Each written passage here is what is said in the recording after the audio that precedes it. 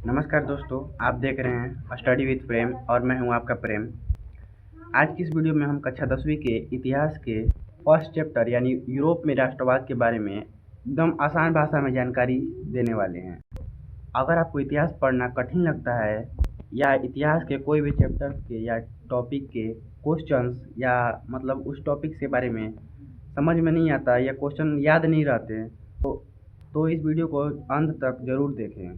मैं कोशिश करूंगा कि मैं जो समझाऊंगा, जिस टॉपिक को मैं समझाऊंगा वो टॉपिक से रिलेटेड वीडियो आपको दूसरा कोई वीडियो ना देखना पड़े। तो चलिए बिना किसी देरी के वीडियो स्टार्ट करते हैं। चैप्टर को पढ़ाने से पहले मैं चैप्टर के मुख्य टॉपिक्स के बारे में बताना चाहूँगा। जैसे यूरोप क्या है? यूरोप एक महादेश है जिसके बारे में इस चैप्टर में चर्चा की गई है। यूरोप जैसे एशिया महादेश है, एशिया महादेश का नाम है, वैसे ही यूरोप भी एक महादेश का नाम है। चैप्टर का नाम है यूरोप में राष्ट्रवाद। अब राष्ट्रवाद का अर्थ क्या होता है भाई? राष्ट्रवाद का अर्थ हम बताएंगे आपको। राष्ट्रवाद का अर्थ ये होता है किसी भी राष्ट्र के प्रति उदय की चेतना। मतलब जैसे हम लोग भारतीय हैं, भारत में अगर विकास होगा तो हम लोग चाहेंगे कि भारत बहुत ज़्यादा विकसित हो। भारत भी अन्य देशों से पीछे ना रहे, भारत भी अन्य देशों की तरह आगे रहे, हमेशा आगे रहे। हम लोग यही चाहेंगे कि हमारा देश भी विकसित हो। इसी भावना को, जो हमारे अंदर भावना है, इसी भावना को राष्ट्रवाद का नाम दिया गया है इस चैप्टर में। तो चैप्टर का पूरे नाम के मुताबिक हम लोग पूरे चैप्टर को समझ लिए हैं। अब आगे बढ़ते हैं और चैप्टर के अंदर घुसते हैं। तो चैप्टर का जैसे कि मुख्य टॉपिक्स, मतलब मैं नाम बताने वाला था। नाम यूरोप में राष्ट्रवाद, यूरोप को पता चलेंगे महादेश है, और राष्ट्रवाद का अर्थ बताया ही मैंने। अब चलिए चैप्टर के अंदर चलते हैं। तो मेरे पास बुक ना होने के कारण मैंने कॉपी पे ही मुख्य मुख्य टॉपिक्स को लिख लिया है और वो बताने वाला हूँ मैं। जैसे चैप्टर 1 यूरोप में राष्ट्रवाद। यूरोप का मतलब समझ ही गए, में यूरोप में राष्ट्रवाद मतलब समझ ही गए। अब भाई राष्ट्रवाद क्या है? राष्ट्रवाद एक ऐसी विचारधारा है जो लोगों को अपनी मातृभूमि के प्रति वफादार, गौरवान्वित और एकजुट करती है। इसका अर्थ बताया ही मैंने। जैसे एग्जाम्पल दिया, हम भारतीय हैं, हम सोचेंगे हमारा देश विकसित हो। चाइना वाले भी सोचेंगे हमारा देश विकसित हो। जापान वाले पहले से ही विकसित हैं लेकिन वो सोचेंगे और विकसित हो। वैसे ही सबके अंदर अपनी अपनी देश के प्रति एक भावना होती है, उस भावना को राष्ट्रवाद कहा जाता है। आगे है राष्ट्रवाद का अर्थ। यह एक ऐसी राजनीतिक एवं सामाजिक विचारधारा है जो किसी विशेष भौगोलिक, सांस्कृतिक या ऐतिहासिक क्षेत्र में रहने वाले लोगों को एकजुट करती है। जैसा कि हमने बताया ही, भारतीय के बारे में एग्जाम्पल दिया। जैसे हम लोग भारतीय हैं, एग्जाम्पल तो दिया ही मैंने। इसमें दिया है सामाजिक। समाज मतलब एक समाज में रहने वाले लोग। समाज में रहने वाले लोग क्या सोचेंगे? हमारा समाज निम्न वर्ग का भी हो तो निम्न वर्ग वाले भी ये सोचेंगे हमारा समाज सर्वश्रेष्ठ हो, हम अपने समाज को बढ़ावा दें। राजनीतिक क्षेत्र, हम राजनीति वाले क्या सोचेंगे? राजनीति वाले सोचेंगे कि राजनीति भी विकसित हो, हम लोग सबसे ज़्यादा विकसित करें। ऐसे हर तरीके के लोग, हर जगह के लोग अपने बारे में सोचेंगे कि हम विकसित हों, हम लोग मिल के एकजुट होकर विकसित हों। इसे ही राष्ट्रवाद का अर्थ कहते हैं। अब राष्ट्रवाद में यह है कि राष्ट्रवाद 2 वर्ड से बना है, राष्ट्र एवं राष्ट्रवाद। तो देखो, राष्ट्र और राष्ट्रवाद में अंतर। अब राष्ट्र क्या है? यह एक समुदाय है जो निश्चित भौगोलिक सीमा में रहता है। इसका आधार साझा इतिहास, भाषा, संस्कृति और भविष्य के प्रति समर्पण हो सकता है। इसमें राष्ट्र आ गया। भाई राष्ट्र क्या है? अब राष्ट्र देखो, जैसे भारत एक राष्ट्र है, कोई भी देश, अमेरिका एक राष्ट्र है, रूस एक राष्ट्र है, जापान एक राष्ट्र है, चाइना एक राष्ट्र है। वो कैसे? जो लोग समुदाय में बहुत सारे लोगों को मिला के एक समुदाय बनता है, जैसे ग्रुप हो गया। अब देखो, अमेरिका का भी एक बॉर्डर है, जैसे सीमा है। अब वो अमेरिका वाले इस बॉर्डर के उस पार नहीं जा सकते, मतलब गैर कानूनी तरीके से नहीं जा सकते। भारत का भी है, भारत वाले पाकिस्तान में नहीं जा सकते गैर कानूनी तरीके से। ऐसे तो घूमने के लिए जा सकते हैं लेकिन गैर कानूनी तरीके से नहीं जा सकते। तो इसी को राष्ट्र कहते हैं। जैसे मतलब भारत का एक राष्ट्र, भारत एक राष्ट्र है। हर देश अपना अपना जगह पे एक राष्ट्र है। राष्ट्रवाद के बारे में बताया है कि यह एक विचारधारा या भावना है। उदाहरण के लिए मान लीजिए राष्ट्र एक शरीर है तो राष्ट्रवाद उसमें दौड़ने वाला प्राण है जो उसके सक्रिय और एकजुट करता है। नहीं था, राष्ट्रवाद एक भावना है जो हमारे अंदर होती है कि हम विकसित होंगे, हमारा भारत देश विकसित होगा। यह एक भावना है। जैसे अब कॉपी पे लिखा था, मैंने कॉपी पे लिखा था कि अगर मान लीजिए उदाहरण के लिए राष्ट्र एक शरीर है। जैसे मैंने बताया एकदम, क्या ही बताऊँ मैं, पहले बताया था मैंने। जैसे देश हो गया राष्ट्र, भारत राष्ट्र। अब भारतीय लोग क्या सोचेंगे? भारत में रहने वाले भारतीय लोग क्या सोचेंगे? हमारा देश विकसित हो। अब विकसित करने के लिए सब लोग मिल के सोचेंगे और उस सोच को ही राष्ट्रवाद है, वही सोच राष्ट्रवाद कहलाएगा, क्योंकि वो भावना है। सोच भावना एक ही होता है, पर्यायवाची है सब। लोग अभी तक क्या क्या पढ़ लिए? चैप्टर 1 के बारे यूरोप के बारे में पढ़ लिए, राष्ट्रवाद के बारे में पढ़ लिए। राष्ट्रवाद क्या है ये बता ही दिया मैंने, राष्ट्रवाद का अर्थ बता दिया, राष्ट्र और राष्ट्रवाद में अंतर बता दिया, ये राष्ट्र क्या है, राष्ट्रवाद क्या है, ये सब बता दिया। इतना तो अभी तक बताने में मैं कन्फर्म हूँ कि आप राष्ट्रवाद के बारे में कभी नहीं भूलेगा ज़िंदगी में। तो चलिए आगे बढ़ते हैं हम लोग। आगे क्या है? लोगों में एकता की भावना। अब राष्ट्रवाद के बारे में बताया है कि भारतीय लोगों में भावना जगेगी। कैसे जगेगी भाई? देखो, राष्ट्रवाद लोगों के बीच गहरा भावनात्मक जुड़ाव पैदा करता है। यह एकता कई कारकों से मजबूत होती है। अब भाई राष्ट्रवाद भावना है तो भावनात्मक जुड़ाव ही पैदा करेगा, क्योंकि रियल तो है नहीं, मतलब असली तो है नहीं, सोच है एक। तो आगे बढ़ते हैं। साझा पहचान। लोगों का यह मानना है कि वे एक ही व्यापक समुदाय जैसे भारतीय का हिस्सा है। जैसे अब लोग क्या सोचते हैं, भाई हम भारत के हैं तो भारत का ही विकसित होने देंगे, पाकिस्तान क्यों विकसित होगा, भारत ही विकसित होगा। इसका अर्थ यही है, विविधता में एकता।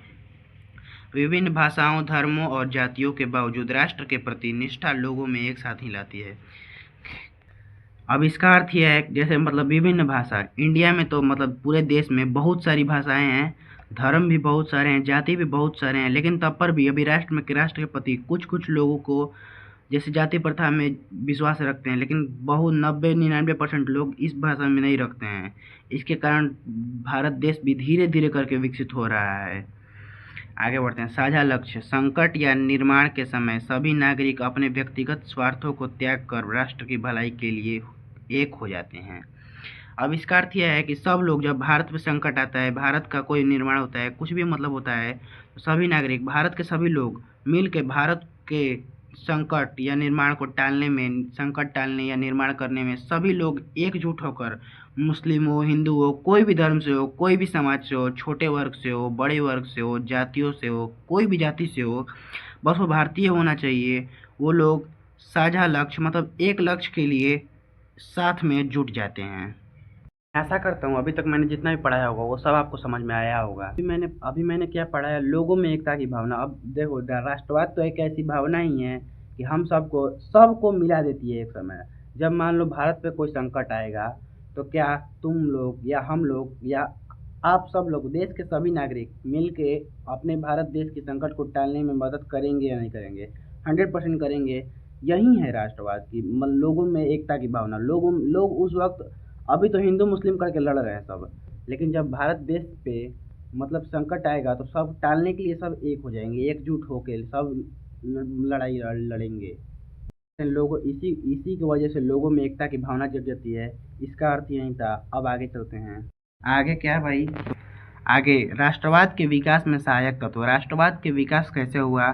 फर्स्ट, पुनर्जागरण के परिणाम स्वरूप उत्पन्न परिस्थितियाँ। पुनर्जागरण में ये था कि लोगों को सोचने की आज़ादी भी नहीं थी।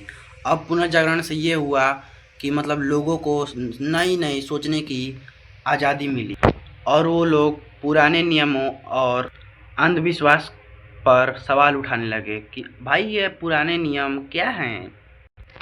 इससे अपने देश, भाषा और संस्कृति के प्रति जागरूकता बढ़ी, जो लोगों को आगे चल के राष्ट्रवाद का आधार बना दी।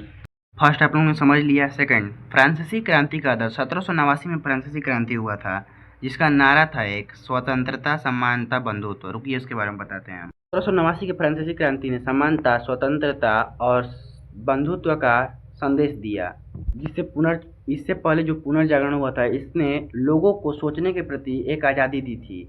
उस आज़ादी के वजह से लोगों ने ये सोचा कि देश पर पूरे जनता का अधिकार होना चाहिए, न कि एक राजा का। अब लोग उसी वजह से लोगों के दिमाग में या मन में कहीं पे भी राष्ट्रवाद की भावना जगी, और भावना जगने के कारण पूरे यूरोप में राष्ट्रवाद फैल गया। भी आप लोगों ने समझ लिया। थर्ड, नेपोलियन का सैन्य अभियान एवं प्रशासनिक व्यवस्था। अब इसको भी समझते हैं। नेपोलियन जहाँ जहाँ गया वहाँ वहाँ का नियम, जो पुराने सामंती नियम थे, उसको उसने ख़त्म किया, मतलब ख़त्म करना चालू कर दिया, और उसने अपना दिमाग लगा के नए प्रशासनिक व्यवस्था का नियम लागू किया अपने से, और इससे लोगों की सोच में बहुत प्रभाव पड़ा, जिससे राष्ट्रीय और एकता की भावना बहुत तेजी से बढ़ने लगी लोगों के अंदर। बाद में विदेशी शासन के विरोध ने भी राष्ट्रवाद को बहुत मजबूत किया। इस तरह आप लोगों को सेकंड भी थर्ड से फर्स्ट सेकंड थर्ड तीनों समझा दिया मैंने। फोर्थ, मध्यम वर्ग का उदय एवं उदारवादी सोच, इसके बारे में चलिए समझते हैं। औद्योगिक क्रांति के बाद समाज में एक नया वर्ग उभरा जिसे मध्यम वर्ग के नाम से जाना गया। इस मध्यम वर्ग में व्यापारी, शिक्षक, वकील, डॉक्टर, छोटे पत्रकार, छोटे उद्योगपति आदि लोग आने लगे या थे उस वक्त।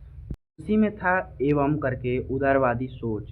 इन लोगों का सोचना था कि समाज में सभी लोगों को बराबर अधिकार मिले, देश में राजा की मनमानी न चले, देश में सभी जनता का अधिकार है तो जनता की मनमानी चले, देश में संवैधानिक रूप से शासन हो, जैसे मतलब संविधान के अनुसार शासन हो, न कि राजा के अनुसार।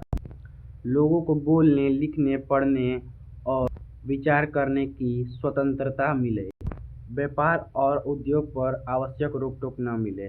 ये उदारवादी सोच थे लोगों की, उस वक्त के मध्यम वर्ग की उदारवादी सोच थे ये। फोर्थ का यही अर्थ है। ऐसे करके हम लोग 4 कंप्लीट के लिए 5, तत्कालीन सामाजिक एवं सांस्कृतिक परिवेश। इसका अर्थ यह है कि रुके बताते हैं हम लोग। उस समय लोग अपनी भाषा, संस्कृति और परंपराओं और इतिहास को पहचानने लगे थे। लोगों को अपनी मातृभाषाओं पर गर्व होने लगा। लोकगीत, लोक कथाओं और राष्ट्रीय साहित्य उस वक्त लोकप्रिय हुए। उस समय लोगों में राष्ट्रवाद की भावना हो गई, मतलब पैदा हो गई, और इससे लोगों को यह लगने लगा कि हम सब एक ही राष्ट्र के हैं। निष्कर्ष ये हुआ कि समान भाषा और संस्कृति ने लोगों के अंदर एकजुट होने की भावना और इसका अर्थ में राष्ट्रवाद की भावना पैदा कर दी। इसके साथ हमने 5th भी कंप्लीट कर लिया। 6, मेटरनिक की प्रतिक्रियावादी नीति। अब इसको भी समझ लेते हैं। मेटरनिक के बारे में है तो मेटरनिक कौन था? मेटरनिक एक ऑस्ट्रिया का चांसलर था। वह राष्ट्रवाद और लोकतंत्र के खिलाफ था। उसने लोगों को स्वतंत्रता पर रोक लगाई, राष्ट्रवादी आंदोलनों को दबाने की कोशिश की, पुराने राजाओं की सत्ता बनाने की कोशिश की, और निष्कर्ष क्या हुआ? लोग और भड़क गए। मेटरनिक की इस नीति द्वारा लोग और भड़क गए कि ये आ गया, अब ये हमको सिखाएगा कि देश में कैसे रहना है, कैसे जीना है, स्वतंत्र रहना है या फिर मतलब गुलाम ही बन के रहना है। अब ये हमको सिखाएगा। इसके वजह से और लोगों में राष्ट्रवाद की भावना जग गई। सबको एक एक लाइन में भी याद कर सकते हैं। जैसे फर्स्ट पुनर्जागरण था। पुनर्जागरण का अर्थ है नई सोच, पुनर्जागरण नई सोच। दूसरा फ्रांसीसी क्रांति, और फ्रांसीसी क्रांति ने क्या संदेश दिया? समानता, स्वतंत्रता और बंधुत्व का संदेश दिया। नेपोलियन आया। नेपोलियन ने क्या किया? एकता और सुधार का काम किया। फिर फोर्थ क्या था? मध्यम वर्ग। उदारवादी विचार थे उन लोगों के, समाज में एकता की भावना न रहनी चाहिए। 5th, सामाजिक और सांस्कृतिक का गौरव होने लगा। लोगों के बीच लगने लगा कि भाई हम एक ही संस्कृति के हैं, एक ही परिवेश के हैं, तो हम लड़ाई झगड़ा क्यों कर रहे हैं? हम लोग एकजुट होकर राष्ट्रवाद के खिलाफ, मतलब राष्ट्रवाद की भावना सब में जग गई। 6, मेटरनिक की नीति। मेटरनिक की नीति ने लोगों को और भड़का दिया और इससे लोगों में राष्ट्रवाद की भावना और तेजी से भड़कने लगी। इसी के साथ हमने 6 को कंप्लीट कर दिया। अब आगे 5th, राष्ट्रवादी चेतना का परिणाम। राष्ट्रवादी चेतना का परिणाम फर्स्ट, 1830 ईस्वी की जुलाई क्रांति। इसका कारण क्या था? मेटरनिक की प्रतिक्रियावादी नीति। मैंने अभी समझाया है कि मेटरनिक अपने हिसाब से चलाना चाहता था। सेकंड, चार्ल्स दशम एवं पॉलीग्नेक का निरंकुश शासन। निरंकुश मतलब समझाएंगे हम आगे चल के। उदारवादियों द्वारा अभिजात्य वर्गीय व्यवस्था का विरोध। थर्ड, ये कारण थे। और परिणाम लुई फिलिप शासक बना और चार्ल्स दशम इंग्लैंड पलायन किया। उदारवादी एवं संवैधानिक राजतंत्र की स्थापना। मेटरनिक व्यवस्था को चुनौती। राजशाही एवं चर्च को प्रभाव की चुनौती। चलिए समझ लेते हैं इसके बारे में। जब इतना सब होने के बाद लोगों में राष्ट्रवाद की भावना जगी तो जुलाई 1830 में लोगों ने क्रांति कर दिया। इसका कारण क्या था? तो इसका कारण यह था कि मेटरनिक की प्रतिक्रियावादी नीति। मेटरनिक जो मन सो लगाया जाता था कि मेटरनिक के अनुसार लोग स्वतंत्र नहीं थे, लोगों को स्वतंत्रता नहीं देना था, लोगों को स्वतंत्रता पर रोक लगाना था। जो पुराने राजा हैं उनको बनाए रखना था, गद्दी पे सत्ता में बनाए रखना, उसके विचार थे, उसकी प्रतिक्रिया थी। इसके वजह से उसकी प्रतिक्रियावादी नीति को उल्लंघन करके लोगों ने क्रांति किया। फिर से उसके बाद चार्ल्स दशम और पॉलीग्नेक वहाँ का प्रधानमंत्री था। उसके वजह से और मतलब उन लोग निरंकुश शासन, बेफिजूल खर्च करते थे, लोगों पर, जनता का कभी ध्यान नहीं दिया। जनता क्या हुआ, मर रही जनता, उससे उन लोगों को कोई मतलब नहीं था। बस अपने खाने पीने रहने से मतलब था। उन लोगों में निरंकुश शासन था, इसलिए लोगों ने और राष्ट्रवाद की भावना जगी और लोग क्रांति के लिए मजबूर हो गए। उदारवादियों द्वारा अब मतलब छोटे वर्ग की, मध्यम वर्ग की सोच, जो मध्यम वर्ग की सोच ने क्रांति के समय बहुत ही असर, जोरदार धमाका किया एक तरफ से, परमाणु बम जैसा। क्योंकि मध्यम वर्ग के लोग क्या चाहते थे, समाज में रहने वाले हर एक व्यक्ति को समान अधिकार मिले। इसी की वजह से 1830 में जुलाई क्रांति हुई। इसके परिणाम स्वरूप क्या हुआ देखते हैं आगे चल के। इसके परिणाम स्वरूप पोलिग्नेक और मेटरनी को हटा दिया गया। पोलिग्नेक को प्रधानमंत्री पद से हटा के और पोलिग्नेक को दोबारा इंग्लैंड भेज दिया गया।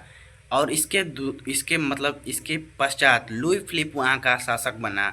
लुई फिलिप के शासक बनते ही लुई फिलिप ने संवैधानिक व्यवस्था लागू की, जिससे संविधान के अनुसार जो संविधान में वो वैसा ही शासन होगा। और उदारवादी भावना का भी मान रखा, जैसे मतलब मध्यम वर्ग के लोग जो चाहते थे वो सभी उसने काम किया। मेटरनी की व्यवस्था को चुनौती भी दिया उसने। मेटरनी का प्रतिक्रियावादी को जस्ट खिलाफ काम किया वो। राजशाही एवं चर्च के प्रभाव को भी चुनौती किया उसने। जो राजशाही पहले से था उसको भी चुनौती किया और उससे भी अच्छा काम किया इसने। यही है उसका परिणाम 1830 की जुलाई क्रांति का। चलिए अब आगे बढ़ते हैं। दूसरा क्या है, 1848 में भी एक क्रांति हुई, 1848 की क्रांति। इसका कारण क्या था? इसका कारण लुई फिलिप की कमजोर एवं उदारवादी नीति, दूसरा असफल वैदेशिक नीति, भूखमरी एवं बेरोजगारी। परिणाम क्या हुआ? पुरातन व्यवस्था का अंत एवं द्वितीय गणराज्य की स्थापना। नेपोलियन III फ्रांस का सम्राट बना। इटली और जर्मनी के एकीकरण की प्रक्रिया का प्रारंभ। चलिए इसको समझते हैं। 1830 में जुलाई की क्रांति के बाद एक और क्रांति हुई 1848 ईस्वी में। वो क्रांति का कारण क्या था? उस क्रांति का कारण यह था कि जो लुई फिलिप शासक था उसने कमजोर एवं उदारवादी नीति लगाई थी। उदारवादी मतलब मध्यम वर्ग का इन लोगों का बात माना था उसने, और किसी वर्ग का बात नहीं माना। प्रथम वर्ग, द्वितीय वर्ग का बात नहीं माना, मतलब उच्च वर्ग का भी बात नहीं माना, निम्न वर्ग का भी बात नहीं माना, मध्यम वर्ग का बात मान के उसने बहुत बड़ी गलती करके कमजोर शासन कर दिया था। असफल वैदेशिक नीति, उसने जो नीति लगाई वो असफल हुई।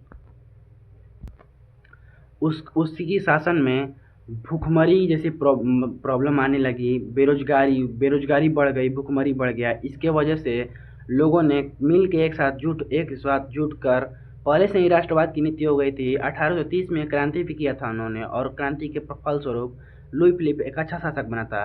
और उसी के क्रांति के फलस्वरूप अब लोगों को और दिक्कत होने लगी, तो लोगों ने फिर से क्रांति किया। अब इसका परिणाम क्या हुआ? इसका परिणाम यह हुआ कि पुरातन व्यवस्था, जो पुराना का व्यवस्था था, वो हट गया और नए गणराज्य का स्थापना हुआ।